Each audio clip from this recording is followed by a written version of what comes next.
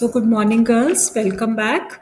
I hope you are all well, staying inside, staying safe.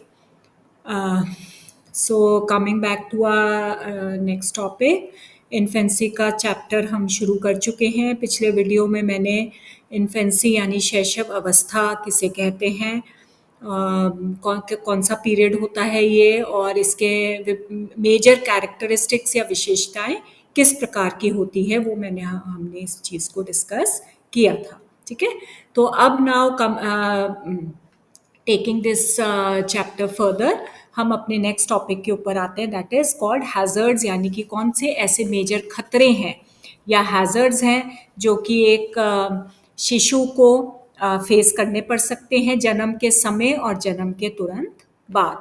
ठीक है, तो मनोवैज्ञानिकों ने, डेवलपमेंटल जो साइकोलॉजिस्ट हैं, उन्होंने इन खतरों को दो मेजर पार्ट्स में डिवाइड किया है हमारे अध्ययन मतलब कि इजीनेस के अकॉर्डिंगली. सो ये दो मेजर जो टाइप्स ऑफ खतरे हैं या हैजर्ड्स हैं, वो हैं आपके फिजिकल एंड साइकोलॉजिकल.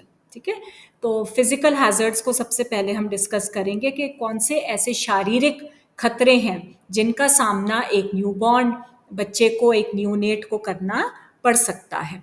तो सबसे पहले आपके आ जाता है बर्थ का प्रोसेस, यानी कि जो जन्म की जो प्रक्रिया होती है. तो ये बहुत इम्पॉर्टेंट होता है, ये बर्थ का प्रोसेस होता है, किस प्रकार से एक बच्चे का जन्म होता है. ठीक है, उसका प्रकार का मतलब ये है कि नॉर्मल बर्थ है या सिजेरियन बर्थ होता है, सिंगल बर्थ है या मल्टीपल बर्थ होते हैं. ठीक है, तो ये अलग अलग तरीके से बच्चे के ऊपर ये खतरा पैदा कर सकते हैं.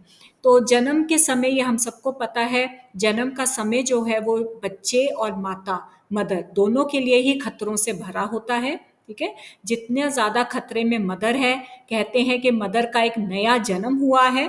ठीक है, जब जो बर्थिंग प्रोसेस होता है, एक प्रकार का नया जन्म होता है मदर के लिए, उसी प्रकार से बच्चे का जन्म तो है ही, नया जन्म तो है ही बच्चे का. तो कई बार क्या होता है, बर्थिंग प्रोसेस के दौरान हम कई प्रकार के उपकरणों का इस्तेमाल जब करते हैं बच्चे के जन्म के लिए. ठीक है, तो उससे जैसे फोर्सेप्स डिलीवरी होती है, जिससे कि सर के ऊपर एक फोर्सेप टाइप का इंस्ट्रूमेंट जो होता है वो लगाकर उससे खींचा जाता है बच्चे को बाहर. तो वो बच्चे के मस्तिष्क के ऊपर डैमेज कर सकता है. मस्तिष्कीय जो डैमेज है बच्चे का उस समय हो सकता है, उसके सिर पर चोट आ सकती है जो कि उसको नकारात्मक ढंग से प्रभावित करती है. नॉर्मल जो बर्थ होता है, जिसमें किसी भी प्रकार का कोई इंस्ट्रूमेंट इस्तेमाल नहीं किया जाता, वो कंपैरेटिवली ज़्यादा सेफ रहता है. ठीक है, इसके अलावा जो मल्टीपल बर्थ्स होते हैं, तो सिंगल बर्थ के कंपैरिजन में अगर एक से अधिक बच्चा है माँ के गर्भ में और एक ही समय पर दोनों का ऑब्वियसली बर्थ होता है, तो वो भी कई कारणों की वजह से खतरों से भरा होता है. और वो क्या कारण होते हैं? सबसे पहली तो बात, जो मल्टीपल बर्थ में जब जो शिशु होते हैं वो सिंगल बर्थ के अपेक्षा दुबले पतले होते हैं, ज़्यादा कमज़ोर होते हैं, इसलिए उनको कई प्रकार की समायोजन जो है उससे रिलेटेड समस्याओं का सामना करना पड़ता है. ठीक है, और मल्टीपल बर्थ जो है ज़्यादातर सामान्य अवधि से पहले हो जाते हैं, यानी प्री मेच्योर डिलीवरीज ज़्यादा है, इसकी वजह से भी इनको समायोजन समस्याओं का सामना करना पड़ता है. और मस्तिष्क में क्षति की संभावना जो है वो मल्टीपल बर्थ में ज़्यादा रहती है. ठीक है, तो इसके अलावा अगर बर्थ प्रोसेस का समय क्या होता है, अवधि इज़ वेरी इंपॉर्टेंट. ठीक है, वैसे तो कहा जाता है कि बड़ी जल्दी बच्चा पैदा हो गया या मदर को ज़्यादा टॉर्चर नहीं होना पड़ा, ज़्यादा मुश्किल सहन नहीं करनी पड़ी. ठीक है, यानी कि सामान्य अवधि अगर 2 घंटे के अराउंड होती है बर्थ प्रोसेस में, वो भी खतरनाक होती है, बिकॉज बच्चे को इतना समय नहीं मिल पाता बाहरी दुनिया में आकर ऑक्सीजन के साथ समायोजन करने का. ठीक है, तो कम समय अगर कोई बर्थिंग प्रोसेस ले रहा है या बर्थ की प्रक्रिया, जन्म की प्रक्रिया कम समय में पूरी हो रही है, तो वो भी उसमें भी काफ़ी खतरा हो सकता है. श्वसन प्रक्रिया प्रारंभ करने में थोड़ा सा समय लगता है, और जितना ज़्यादा समय लगता जाएगा उतना ज़्यादा मस्तिष्क में क्षति होने की संभावना बनी रहती है। नॉर्मली ये देखा गया है कि बर्थ के विदिन 18 सेकेंड्स अगर हमारी बच्चे की एक श्वसन की प्रक्रिया जो है, ऑक्सीजन की मात्रा उसके ब्रेन में पहुंच जाती है और उसकी श्वसन की प्रक्रिया शुरू हो जाती है, तो मस्तिष्क की क्षति इतनी नहीं होती जितने की अगर जितना ज़्यादा डिले ऑक्सीजन प्राप्त करने में उसको हो जाता है। ठीक है।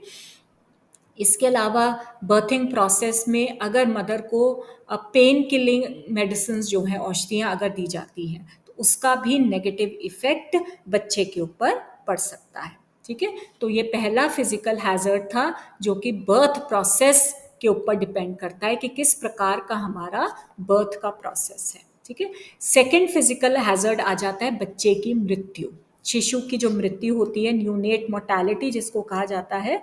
तो ये जन्म के समय और जन्म के तुरंत बाद का समय जो है ये बहुत ज़्यादा इम्पॉर्टेंट होता है, जिसमें कि ज़्यादातर बच्चे जो है मृत्यु का शिकार हो जाते हैं। और जैसे जैसे जन्म के बाद का समय बढ़ता जाता है वैसे वैसे बच्चे के जीवित रहने के चांसेस भी बढ़ते जाते हैं। ठीक है। जन्म का समय, जन्म से तुरंत पहले और जन्म से तुरंत बाद का समय जो होता है ये बहुत ज़्यादा इम्पॉर्टेंट होता है। ठीक है।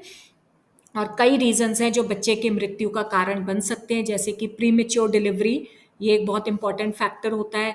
इसके अलावा जन्म से पहले यानी कि जो प्रीनेटल जो पीरियड होता है उसमें अगर किसी प्रकार की डेबिलिटीज़ या मैलफॉर्मेशंस बच्चे में आ जाती हैं तो जन्म के समय या जन्म के तुरंत बाद उसकी मृत्यु हो सकती है। बर्थिंग प्रोसेस में किसी प्रकार की कोई इंजरी हो जाए, अगर हम कोई उपकरण या इंस्ट्रूमेंट्स का इस्तेमाल करते हैं, कोई इंजरी हो जाती है तो भी बच्चे की मृत्यु हो सकती है। इसके अलावा जन्म के तुरंत बाद किसी प्रकार की बीमारी अगर बच्चे को हो जाती है, निमोनिया है, इन्फ्लुएंजा है, डायरिया है या ऑक्सीजन की कमी है, तो ये सारी प्रॉब्लम्स भी बच्चे की मृत्यु का कारण बन सकती है। इसके अलावा कुछ मनोवैज्ञानिकों ने पेरेंट्स का स्ट्रेस, ठीक है, अगर पेरेंट्स मदर स्पेशली बहुत ज़्यादा स्ट्रेस में है, सोशो इकोनॉमिक स्टेटस लोअर है मदर का, माँ की आयु जो है ज़्यादा है या वो अपने स्वास्थ्य के प्रति जागरूक नहीं है, तो ये भी कुछ महत्वपूर्ण कारण है जो बच्चे की मृत्यु का कारण बन सकते हैं। ठीक है। थर्ड फैक्टर आ जाता है पोस्ट मेच्योरिटी। पोस्ट मेच्योरिटी का मतलब क्या है? सामान्य अवधि से ज़्यादा समय लेना पैदा होने में। ठीक है। तो ये भी एक कारण होता है, ये भी एक बहुत बड़ा खतरा बनता है बच्चे के लिए। और वो क्यों है? बिकॉज अगर सामान्य अवधि से ज़्यादा समय अगर बच्चा गर्भ में रह लेता है तो उसका आकार बढ़ जाता है, उतना ज़्यादा वो डेवलप होता रहेगा ऑब्वियसली, एंड स्पेशली सिर का आकार जो है वो ज़्यादा बढ़ जाता है। तो बर्थ के समय फिर हमें फोर्सेप्स का या अन्य इंस्ट्रूमेंट्स का इस्तेमाल करना पड़ सकता है जो कि उसके मस्तिष्क पर डैमेज कर सकता है, क्षति पहुंचा सकता है, जिससे उसकी मृत्यु हो जाती है। ठीक है। और इसके अलावा उसको कई प्रकार की समायोजन समस्याओं का भी सामना करना पड़ता है, जो वो नहीं अगर कर पाएगा तो भी उसकी मृत्यु होने के चांसेस होते हैं। देन प्री मेच्योरिटी, जैसे पोस्ट मेच्योरिटी खतरनाक है ऐसे ही प्री मेच्योरिटी यानी कि सामान्य अवधि से कम समय में गर्भ में ठहरना, तो ऐसे भी अगर बच्चे जो है सामान्य अवधि से पहले जो जन्म ले लेते हैं तो वो भी उनके लिए खतरनाक होता है। स्टडीज से ये पता चला है कि अमेरिकन देश में मतलब 7% ऐसे बच्चे हैं जो सामान्य अवधि से पहले जन्म ले लेते हैं। ठीक है। इसके अलावा रिसर्चेज में ये भी देखा गया है कि जो फर्स्ट बॉर्न बच्चा होता है, ठीक है, या फिर लोअर सोशो इकोनॉमिक स्टेटस का जो बच्चा होता है,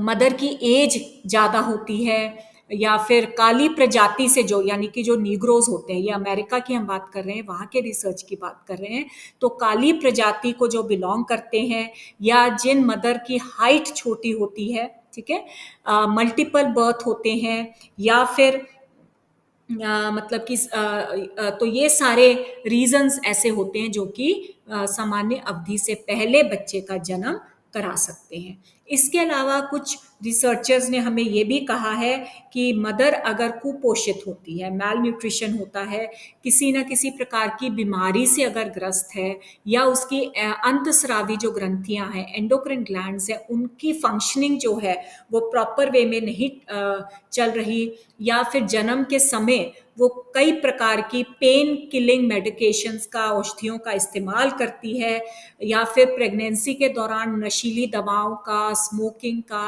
अल्कोहल का इस्तेमाल अगर वो करती है, या किसी कारणवश तीव्र प्रतिबल का वो शिकार होती है, तो ये भी ऐसे कई कारण हैं जो कि प्री मेच्योर बर्थ करवा देते हैं मदर का, ठीक है, बच्चों का प्री मेच्योर बर्थ का कारण बनते हैं। ठीक है, तो जो बच्चे सामान्य अवधि से पहले जन्म ले लेते हैं, उनका विकासात्मक स्तर जो है वो नॉर्मल बच्चों से थोड़ा कम लेवल का होता है, प्रदर्शित कम लेवल का होता है। और अगर इन बच्चों की देखभाल उचित ढंग से करी जाए तो कुछ समय में वो नॉर्मल बच्चों की को कैचअप कर लेते हैं, परंतु अगर नॉर्मल देखभाल नहीं करी जाती है इनकी, तो इनकी मृत्यु हो सकती है, या कई प्रकार की और फिजिकल और मेंटल प्रॉब्लम्स का ये बच्चे शिकार हो सकते हैं। ओके, देन अनदर फिजिकल खतरा जो एक बच्चा फेस कर सकता है वो है ब्रेन डैमेज, मस्तिष्क की क्षति। तो ये अभी हम डिस्कस भी कर चुके हैं, कई रीजंस की वजह से मस्तिष्क में क्षति हो सकती है। ठीक है, जन्म के समय अगर एक क्षति हो जाती है तो बच्चा जो है जन्म भर अपनी कई प्रकार की समस्याओं का सामना उसको करना पड़ता है। ठीक है, स्पेशली जैसे प्री मेच्योर बर्थ है या पोस्ट मेच्योर बर्थ होता है, तो हाथ से पकड़कर बच्चे का सिर अगर बाहर खींचा जाता है और ज़्यादा दबाव अगर सिर के ऊपर पड़ जाए चांस से, बाय चांस, तो बच्चे के किसी न किसी भाग, सिर के किसी भाग में क्षति हो सकती है। और कौन सी डेवलपमेंटल प्रॉब्लम आएगी वो डिपेंड करता है कि उसकी ब्रेन के कौन से पार्ट के ऊपर क्षति हुई है। जैसे कि अगर हम लेफ्ट हेमिस्फीयर में अगर क्षति हो जाती है तो बच्चे की वाणी के ऊपर, उसकी जो स्पीच के ऊपर उसका असर होता है। ठीक है, और इसके अलावा मस्तिष्क क्षति का संबंध ऑक्सीजन से भी बहुत ज़्यादा रिलेटेड है। जैसे मैं ऑलरेडी आपको बता चुकी हूँ कि बर्थ के तुरंत बाद, यानी विद इन 18 सेकेंड्स, अगर बच्चे के मस्तिष्क में पर्याप्त मात्रा में ऑक्सीजन नहीं पहुंचता है तो उसका ब्रेन डैमेज हो जाता है। तो ये जो बर्थ क्राई होता है, ठीक है, जो जन्म के समय की जो चीख होती है, बच्चा मुंह खोलकर जोर से रोता है या चीखता है, तो उससे उसके फेफड़ों में हवा भरती है, उसके मस्तिष्क में ऑक्सीजन जाता है और उसकी जो श्वसन की जो प्रक्रिया है वो आरंभ होती है। तो ये बर्थ के विद इन 18 सेकेंड्स होना बहुत ज़रूरी होता है। और अगर ये समय बढ़ता जाता है, 18 सेकेंड से ज़्यादा बढ़ता जाता है, ऑक्सीजन से वंचित रह जाता है बच्चा, तो उसके मस्तिष्क में काफ़ी ज़्यादा क्षति होने के चांसेस रहते हैं। स्पेशली जो ब्रीच बर्थ होता है, ब्रीच बर्थ का मतलब होता है उल्टा जो बच्चा पैदा होता है, टांगे या पैर जिनके पहले निकलते हैं, यानी कि जो ब्रेन जो है वो ज़्यादा समय तक बर्थिंग प्रोसेस में इन्वॉल्व रहता है, तो उससे भी मस्तिष्क में क्षति होने की संभावना ज़्यादा है। ठीक है, तो मस्तिष्क की क्षति का शिकार जो बच्चे हैं वो कई प्रकार की फिजिकल प्रॉब्लम से ग्रस्त हो जाते हैं। मानसिक मंदन है, सेरेब्रल पॉल्सी, विघटन या डिसऑर्गेनाइजेशन, तो इस प्रकार की समायोजन की प्रॉब्लम्स वो बच्चे प्रदर्शित करते हैं। ठीक है, तो ये बहुत इम्पॉर्टेंट होता है कि बर्थ प्रोसेस के दौरान कि किसी न किसी प्रकार से इस प्रकार की मस्तिष्क क्षति से बच्चों को बचाया जा सके। तो ये थे कुछ एक आपके फिजिकल हैजर्ड्स जो कि एक शिशु जिनको फेस कर सकता है। ठीक है, सेकेंड इम्पॉर्टेंट हैजर्ड्स एक शिशु के लिए जिनको हम मनोवैज्ञानिक यानी कि साइकोलॉजिकल हैजर्ड्स कहते हैं। आधुनिक युग में ये बताया गया है कि फिजिकल हैजर्ड से ज़्यादा खतरनाक हमारे मनोवैज्ञानिक हैजर्ड्स होते हैं। ये ज़्यादा गंभीर प्रभाव एक बच्चे के अंदर उत्पन्न कर सकते हैं। तो कौन कौन से होते हैं ये मनोवैज्ञानिक हैज़र्ड्स? सबसे पहला हैज़र्ड इसमें हम डिस्कस करेंगे डेवलपमेंटल प्लेटू जिसको कहते हैं, यानी कि विकास में एक प्लेटो आ जाता है, विकास या डेवलपमेंट जो है एक प्रकार से रुक जाता है। तो ये ऑलरेडी मैं आपको जब हमने शुरू में शैशव अवस्था ये चैप्टर शुरू किया था, जो कि पहले 2 हफ्ते का पीरियड होता है, बर्थ से लेकर 2 हफ्ते का पीरियड, जिसमें कि बच्चा जो है अपना प्रीवियस जो बर्थ प्रीनेटल पीरियड में जो वेट उसने गेन किया था, वो बर्थिंग प्रोसेस के दौरान वो वेट जो है वो गिर जाता है, रिड्यूस हो जाता है। तो बर्थ के तुरंत बाद का समय जो होता है वो उस वेट को रीगेन करने का समय होता है। ऐसे समय पर कोई बहुत ज्यादा मेजर डेवलपमेंट्स आप किसी भी एक बच्चे में नहीं देख सकते। इसको हम डेवलपमेंटल प्लेटू कहते हैं। परंतु ये 1 या 2 सप्ताह के भीतर ही भीतर नॉर्मलाइज हो जाता है और दोबारा से बच्चा डेवलपमेंट की तरफ चल देता है। परंतु ये 1 या 2 सप्ताह का पीरियड जो है ये बहुत इंपॉर्टेंट होता है। अगर कई बार कुछ पेरेंट्स को ये लगता है कि हमारा बच्चा जो है ये बहुत कमजोर हो गया है या उसका वेट जो है वो गिर रहा है, बढ़ नहीं रहा है, डॉक्टर के पास वो ले जाते हैं, डॉक्टरी सलाह के लिए ले जाते हैं, जिसमें कि डॉक्टर बच्चे के स्वास्थ्य के ऊपर नजर रखने के लिए कई बार उसको हॉस्पिटलाइज भी कर देते हैं। तो ऐसा ये सब सुनकर माता पिता बहुत ज्यादा चिंतित हो जाते हैं, ठीक है, बहुत ज्यादा तनाव या स्ट्रेस में आ जाते हैं और उनको ऐसा लगने लगता है कि हमारा बच्चा तो बहुत ज्यादा नाजुक है और ये आम देखभाल से इसका कुछ नहीं होगा, इसको तो बहुत ज्यादा देखभाल की आवश्यकता है। और ऐसे में ये बच्चे की ओवर प्रोटेक्शन करनी शुरू कर देते हैं, या फिर बच्चे को नाजुक समझकर ये सोच में पड़ जाते कि हम तो बच्चे की देखभाल करने लायक ही नहीं है, और इस प्रकार की तनाव और चिंता में वो घुलते जाते हैं, जिसका प्रभाव बच्चे के ऊपर नकारात्मक ढंग से पड़ता है। क्योंकि पेरेंट्स अगर तनाव में है, स्ट्रेस में है, तो उसका इफेक्ट भी नेगेटिव बच्चे के ऊपर पड़ता है। खाने पीने में या नींद में पेरेंट्स में हस्तक्षेप हो रहा है तो वो ऑटोमेटिकली बच्चे के ऊपर भी उसका असर दिखाई देगा। तो इसमें मतलब बहुत ज़्यादा चिंता करने की ज़रूरत नहीं होती अगर हमें डेवलपमेंट में एक प्रकार का प्लेटू दिखाई देता है बर्थ के तुरंत बाद, बिकॉज ये नॉर्मल होता है। 1 या 2 सप्ताह के अंदर अंदर ही ये सही हो जाता है और बच्चा जो है वो नॉर्मल ढंग से या उचित ढंग से उसका विकास जो है वो चल पड़ता है। और अगर ऐसा नहीं होता 2 हफ्ते बाद, तब हमें डॉक्टरी सलाह की आवश्यकता पड़ती है, ठीक है। सेकेंड साइकोलॉजिकल हैजर्ड होता है डेवलपमेंटल लैग। ये डिफरेंट है, डेवलपमेंटल प्लेटू से अलग होता है विकासात्मक पिछड़ना। यानी कि कुछ माता पिता को ऐसा लगता है कि जो नॉर्म्स दिए गए हैं, जैसे कि ये डेवलपमेंटल साइकोलॉजी की स्टडी में हमने कुछ नॉर्म्स दिए हैं कि इस एज में बच्चा ये प्रोग्रेस करेगा, इस एज में इसके दांत आएंगे, इस एज में ये बोलने लगेगा, चलने लगेगा। तो इस प्रकार की कुछ मान्यताएं होती हैं जो हमारे समाज में प्रचलित हैं। तो अगर पेरेंट्स को ये लगता है कि हमारा बच्चा जो है इन नॉर्म्स के अकॉर्डिंगली उसका डेवलपमेंट नहीं हो रहा है, तो वो अपने बच्चे के विकास को लेकर बहुत ज़्यादा चिंतित हो जाते हैं, ठीक है। स्पेशली जो प्री मेच्योर जो बेबीज होते हैं उनको थोड़ा सा समय ज़्यादा लगता है विकासात्मक पैटर्न्स को फॉलो करने के लिए या विकासात्मक जो प्रोग्रेस करने के लिए, ठीक है। तो इन चीज़ों को हमें ध्यान में रखना बहुत ज़रूरी होता है, बिकॉज चिंतित होकर तनाव में आकर हम कई बार माता पिता जो है कुछ ऐसे कार्य करना शुरू कर देते हैं जिसके लिए जिसके कारण बच्चे के ऊपर उसका नेगेटिव इफेक्ट होता है। बहुत ज़्यादा देखभाल करना बच्चे की, ओवर प्रोटेक्टिव हो जाना, ठीक है। तो ऐसे बच्चे जो हैं वो अपने आप से एक इंडिपेंडेंट जो लाइफ है वो जी नहीं पाते हैं। उनके अंदर अनुपयुक्तता की भावना आ जाती है, आत्मविश्वास का अभाव रहता है ऐसे बच्चों में, और कई प्रकार की अनडिजायरेबल विशेषताएं जो है ये बच्चे अपने अंदर डेवलप कर लेते हैं, ठीक है। तो और बच्चों के साथ हमें कभी भी अपने बच्चे का कंपैरिजन नहीं करना चाहिए, बिकॉज हर बच्चा जो है अपने व्यक्तिगत तौर पर ही डेवलप होता है, ठीक है।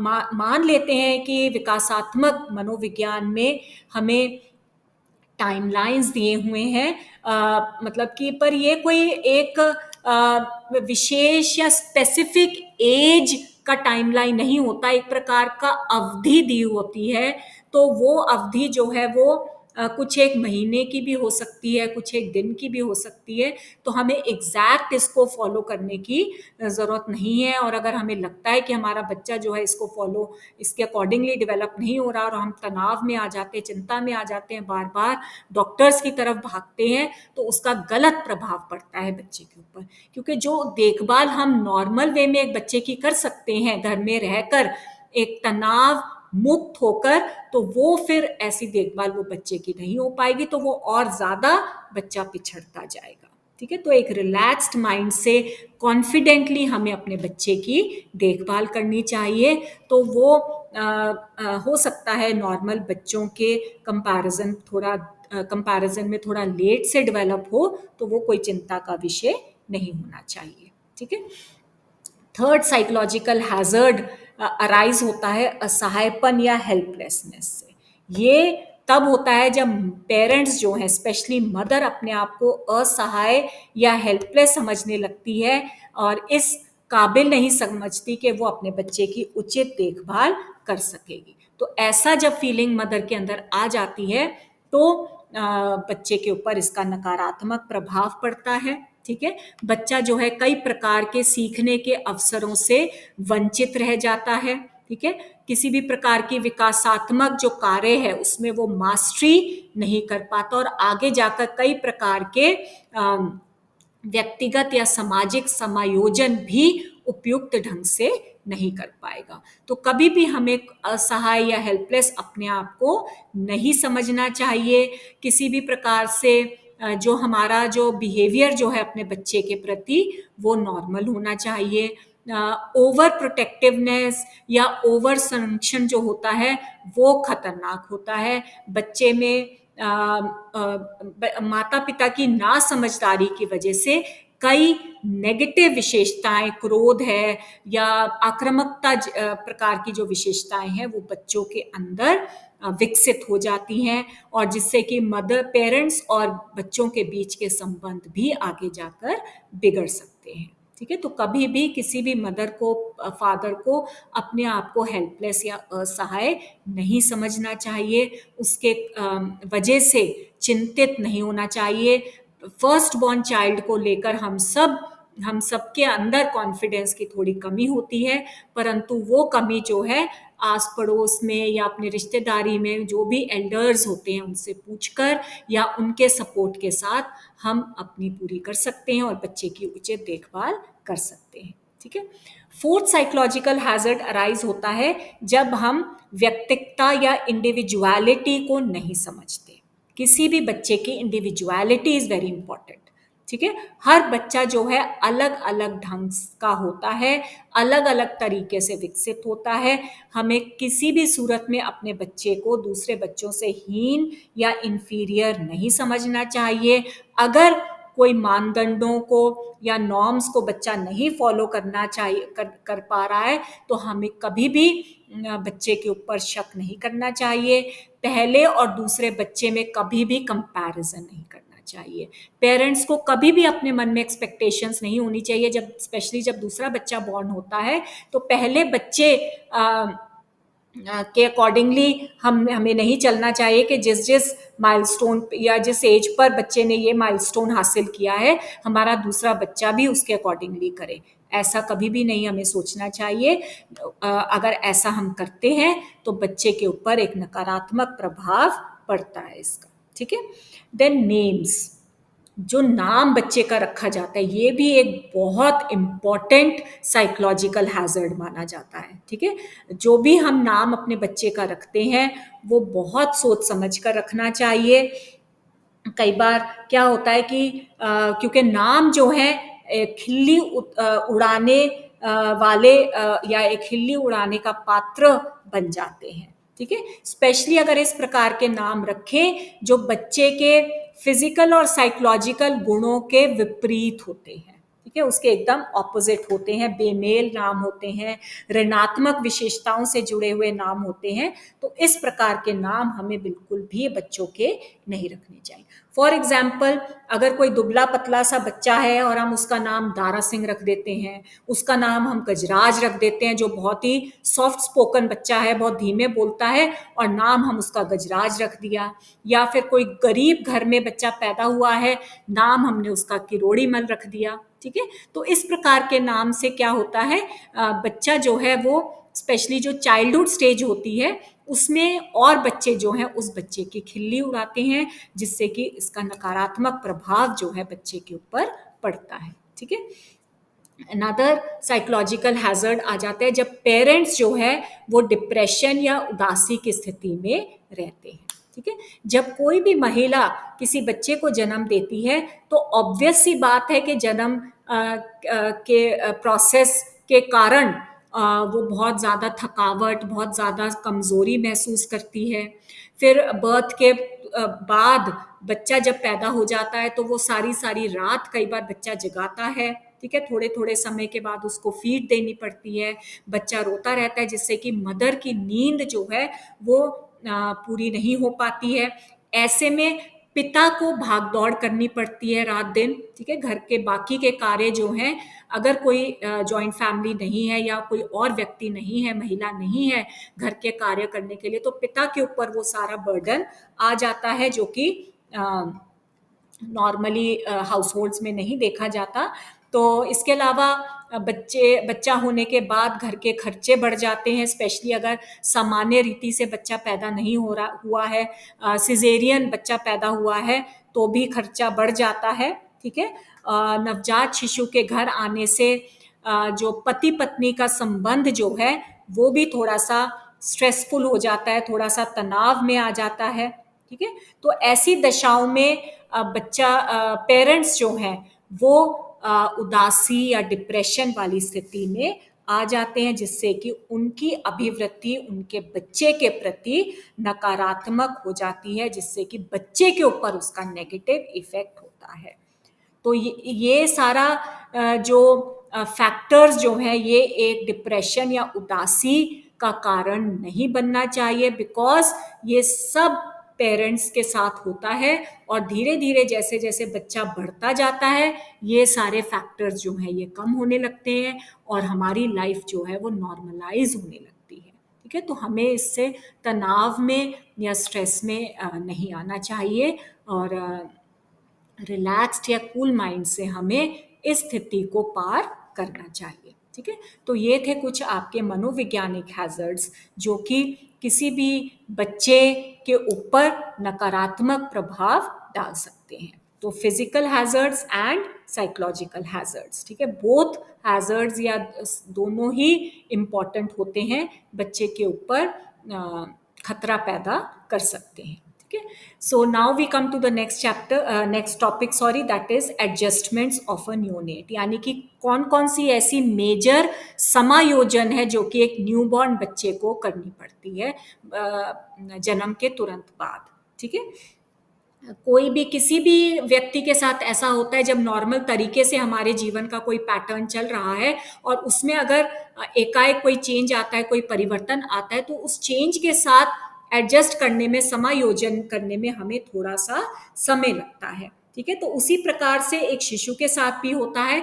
वो एक आंतरिक वातावरण से निकलकर बाहरी वातावरण में आ रहा है जहां पर बहुत कुछ डिफरेंट है उस बच्चे के लिए, तो उसके साथ उसको एडजस्टमेंट करने में थोड़ा सा समय लगता है, थोड़ा अवधि लगती है।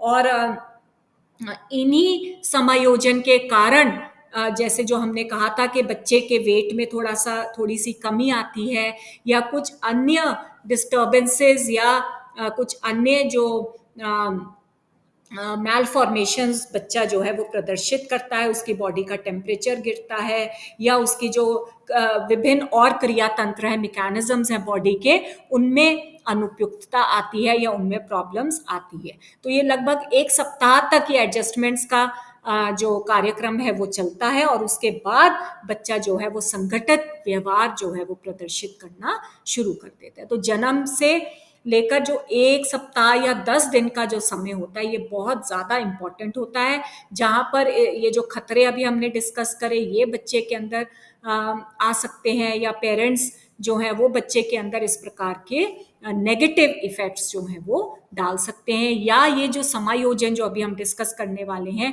ये अगर ठीक प्रकार से बच्चा नहीं कर पाता है, तो भी उसका नकारात्मक प्रभाव बच्चे के ऊपर पड़ता है। ठीक है, तो गर्भ का वातावरण और बाहरी वातावरण में बहुत ज़्यादा अंतर होता है। ठीक है, जिसकी वजह से एक नवजात शिशु को बहुत ही तेज गति से समायोजन करना पड़ता है, और अगर वो ये समायोजन नहीं कर पाता तो वो मृत्यु का शिकार हो सकता है। तो कौन कौन से ऐसे समायोजन हैं जो एक बच्चे को करने पड़ते हैं? सबसे पहले टेम्परेचर चेंज के ऊपर जो समायोजन है, बिकॉज गर्भ के अंदर का वातावरण जो होता है या टेम्परेचर जो होता है वो अराउंड 100 डिग्री फ़ारेनहाइट के करीब होता है, और बाहरी वातावरण जो एक हॉस्पिटल में मेंटेन किया जाता है वो अराउंड 68 से 70 डिग्री फ़ारेनहाइट होता है। ठीक है, हॉस्पिटल्स में ज़्यादातर कोशिश की जाती है कि गर्भ के वातावरण के अकॉर्डिंगली वो वातावरण हो जिसमें कि बच्चा जो है बाहर बाहर आने पर धीरे धीरे एडजस्ट कर सके, उससे एकदम से उसको बहुत रैडिकल चेंज नहीं मिले। ठीक है, और हॉस्पिटल तक तो ठीक रहता है, परंतु जब हॉस्पिटल से घर जब बच्चे को लाया जाता है तो उसमें टेम्परेचर चेंज में काफ़ी वेरिएशन आ जाता है। इससे पेरेंट्स जो है कई बार बहुत ज़्यादा चिंतित हो जाते हैं और अननेसेसरीली के कपड़े बच्चों के ऊपर लाद देते हैं, जो कि अनुचित होता है। ठीक है, पेरेंट्स को देखभाल करनी चाहिए अपने बच्चे की, परंतु अनावश्यक बंधनों में नहीं बांधना चाहिए, बच्चे को एडजस्ट करने देना चाहिए उसके टेम्परेचर से। सेकेंड टाइप ऑफ एडजस्टमेंट जो बच्चे को करनी पड़ती है वो है ब्रीदिंग की। ठीक है, क्योंकि गर्भ के अंदर अम्बिलिकल कॉर्ड के द्वारा बच्चा मदर के साथ अटैच्ड होता है, और उस अम्बिलिकल कॉर्ड से ही बच्चे को ऑक्सीजन सप्लाई हो रही है, और उसी के माध्यम से कार्बोहाइड्रेट जो गैस है वो निष्कासित हो रही है। परंतु बर्थ लेने के जैसे ही बच्चा बाहरी वातावरण में आता है, उसको खुद से ही श्वसन प्रक्रिया जो है वो चालू करनी पड़ेगी, और खुद से ही उसको ब्रीथ करना पड़ेगा। तो वो इम्पॉर्टेंट एक ये समायोजन होता है। ये विद इन 18 सेकेंड्स होना बहुत ज़रूरी होता है। जब बच्चा एक बर्थ क्राई लेता है, जन्म के समय की जो चीख होती है, जब एकदम से मुंह खोलकर बच्चा जोर से चीखता है, तो बाहरी जो हवा जो होती है उसकी फेफड़ों में भर जाती है, और ऑक्सीजन की मात्रा, उपयुक्त मात्रा उसकी ब्रेन में चली जाती है, जिससे कि बच्चे की जो श्वसन की प्रक्रिया है वो आरंभ हो जाती है। कई बार इससे बच्चा जो है बहुत ज़्यादा मात्रा में भी हवा अपने फेफड़ों में भर लेता है, जिससे कि वो छींकता है या खांसता है या उसको वॉमिट आ जाती है। तो ये नॉर्मल प्रक्रिया होती है जो उसकी नॉर्मल रेस्पिरेशन लेवल को करने के लिए बहुत एसेंशियल होती है। ठीक है, और अगर बहुत देर हो जाती है, ऑक्सीजन की मात्रा, उपयुक्त मात्रा उसके ब्रेन में नहीं पहुंचती, तो उससे मस्तिष्क में क्षति भी हो सकती है और नकारात्मक प्रभाव बच्चे के ऊपर पड़ता है। थर्ड टाइप ऑफ एडजस्टमेंट जो एक बच्चे को करना पड़ता है वो है नरिशमेंट के प्रति। ठीक है, बिकॉज प्रीनेटल टाइम में या गर्भकालीन अवस्था में अम्बिलिकल कॉर्ड के द्वारा या प्लेसेंटा के द्वारा बच्चे को नरिशमेंट मिल रहा है, बच्चे को भोजन की प्राप्ति होती है। ठीक है, परंतु जैसे ही बच्चे का बर्थ हो जाता है या अम्बिलिकल कॉर्ड जो है वो कट कर दिया जाता है, और फिर बच्चे को भोजन करना खुद सीखना पड़ता है। पेरेंट्स या डॉक्टर्स कुछ मात्रा तक या कुछ हद तक इसमें बच्चे की हेल्प कर सकते हैं, परंतु ऐसी स्थिति में बच्चे को भोजन ग्रहण करना खुद ही सीखना पड़ता है। शुरू में उसको थोड़ी मुश्किल होती है, मदर की फीड अगर उसको दी जाती है तो बार बार निप्पल को वो छोड़ता है या बहुत ज़्यादा मात्रा में दूध अपने अंदर ले लेता है, जिससे कि उसको वॉमिट हो जाती है। तो ये सारी प्रक्रिया जो है उसकी सीखने की, चूसने और निगलने की प्रक्रिया सीखने का ही एक प्रोसेस होता है। ठीक है, जो वो बच्चा धीरे धीरे एडजस्ट करता है अपने आप को। और फोर्थ एडजस्टमेंट जो एक बच्चे को करनी पड़ती है वो है निष्कासन की प्रक्रिया में। निष्कासन का मतलब क्या है? एलिमिनेशन। जो वेस्ट प्रोडक्ट्स का एलिमिनेशन होता है वो भी गर्भ में प्लेसेंटा और अम्बिलिकल कॉर्ड के माध्यम से होता है। मलमूत्र त्यागना जिसको कहते हैं वो जन्म के बाद वो बच्चे को अपने ऑर्गन्स अपने इंटेस्टाइन्स के माध्यम से करना पड़ता है। वेस्ट प्रोडक्ट का जो निष्कासन जो है वो भी धीरे धीरे होता है। शुरू शुरू में बहुत ज़्यादा समय तक इंटेस्टाइन्स में भोजन नहीं ठहर पाता, जिससे कि बहुत जल्दी जल्दी बच्चे का निष्कासन होता रहता है, मल मूत्र बहुत जल्दी जल्दी बच्चा त्यागता रहता है, परंतु ये धीरे धीरे अनुबंधित हो जाता है और कुछ समय में बच्चे का ये जो टॉयलेट जो निष्कासन जो होता है ये कंट्रोल्ड हो जाता है और समय पर कुछ कुछ समय पर या कुछ गैप्स के बाद ही ये निष्कासन होता है। ठीक है, तो these are some of the major adjustments that a child has to make, that a infant has to make immediately after the birth. Okay, so ये था आपका chapter, this finishes with your infancy chapter. और इसका जो second question मैं अभी आपको बताने जा रही हूँ कि नवजात शिशु के जन्म के समय के खतरे और उसके प्रमुख समायोजन पर संक्षेप में प्रभाव डालें। ठीक है, न्यूनेट के या इन्फेंसी स्टेज के जन्म के समय के खतरे और प्रमुख समायोजन पर संक्षेप में प्रकाश डालें। तो दो क्वेश्चंस जो हैं इस चैप्टर के मैंने आपको बता दिए हैं। सबसे पहला था नवजात शिशु की विशेषताओं के ऊपर प्रकाश डालें और दूसरा है कि नवजात शिशु के जन्म के समय के खतरे तथा प्रमुख समायोजन के ऊपर प्रकाश डालें। तो ये आप मेरे को दोनों क्वेश्चंस करके अपने रजिस्टर्स में लिखकर और मुझे आप इन्फॉर्म करेंगे, बताएंगे। So I hope you have understood, girls. Thank you so much.